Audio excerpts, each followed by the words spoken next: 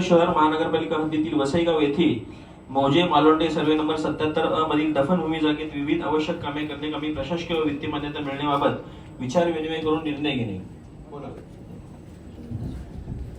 माननीय महापौर, मला इथे बोलायला दिल्याबद्दल आपले धन्यवाद. आपल्या प्रयत्नांनी आपण हा विषय घेतल्याबद्दल मी आपली आभारी आहे.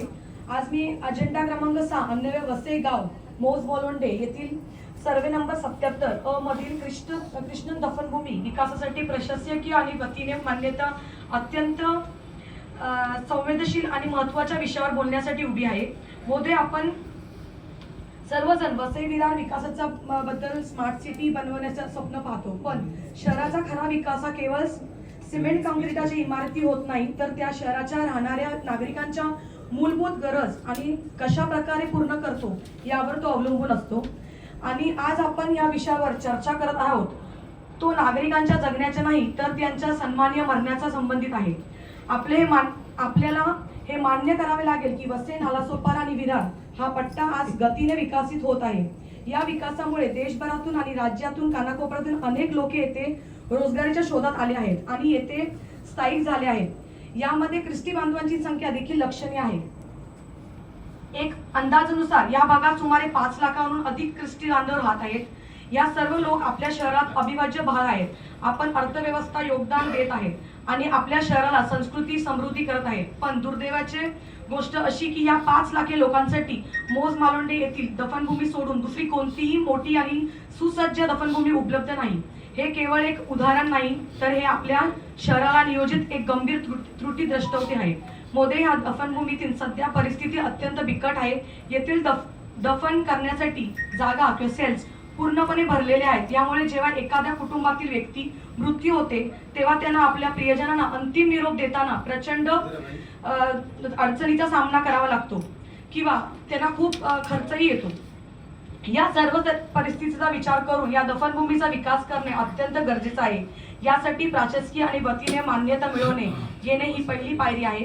आपल्या दफनभूमीत नवीन सेल्स बनवणे लागतील आणि स्वच्छता राखावी लागेल. त्याचे योगदान बघावे. तसेच या दफनभूमीचा विकास करताना आपल्या भविष्यात गरजा देखील विचार करावा लागेल. आपण अनेक विकासांसाठी कोट्यावधी रुपये खर्च करतो, मग त्या अत्यंत महत्त्वाच्या आणि संवेदनशील कामासाठी निधी का उपलब्ध करू शकत नाही? मोदे, मला खात्री आहे की आपण सर्वजण हा विषयावर महत्त्वाचा समजाल आणि या दफनभूमीच्या विकासासाठी आवश्यक असलेले प्रशासकीय आणि वतीने मान्यता मिळवून देण्यासाठी आपली भूमिका पार पाडाल. आपण सर्वांना मिळून प्रयत्न केल्यास आपण आपल्या ख्रिस्ती बांधवांना त्यांच्या प्रियजनांना सन्मान अंतिम निरोप देण्यासाठी योग्य तो सोयीसुविधा उपलब्ध करून देऊ शकाल. धन्यवाद. तुमच्या माहितीसाठी सांगतो, आपल्या वसई तालुक्यामध्ये मुंबईपेक्षा जास्ती ख्रिस्ती दफनभूमी आहेत.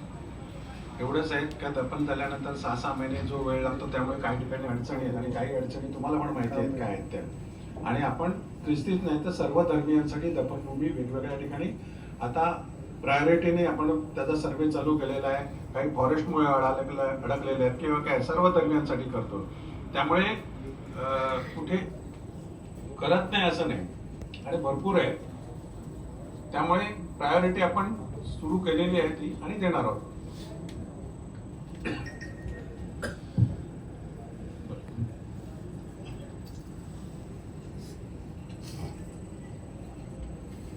महापौर महोदय, ख्रिस्ती दफनभूमीचा हा विषय आहे.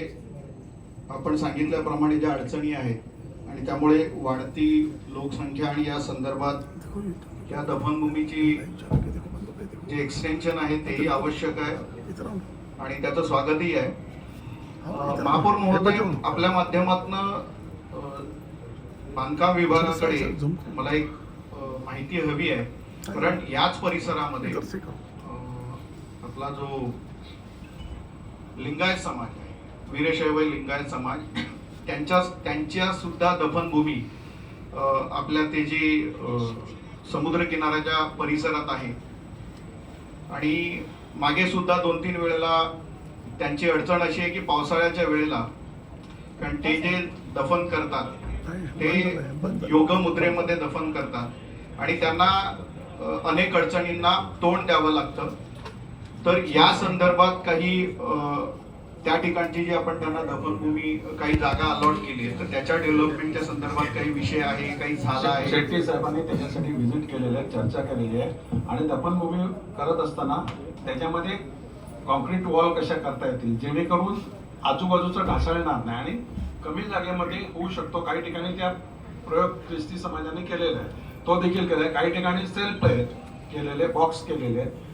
ज्यांना चालतं त्या पद्धतीने करायला दिलं. आपण सगळ्यांच्या सूचना घेतल्या, तसं यांच्या पण सूचना घेतलेल्या आहेत, त्या पद्धतीने घेतलेल्या आहे. आणि आपल्या इकडूनच्या ज्या सर्व धर्मीय स्मशानभूमी महापालिकेच्या मालकीच्या असतील तर तिकडे ह्या गोष्टी आपण प्रायोरिटी देणार आहे. कारण आता हल्ली कमी जागा लागते, त्यामुळे कॉन्क्रीट वॉल घातलेलं असेल का तेवढाच होतं, म्हणजे दुसरा कोणाचा डिस्टर्ब होत नाही त्याच्यामध्ये. मंजूर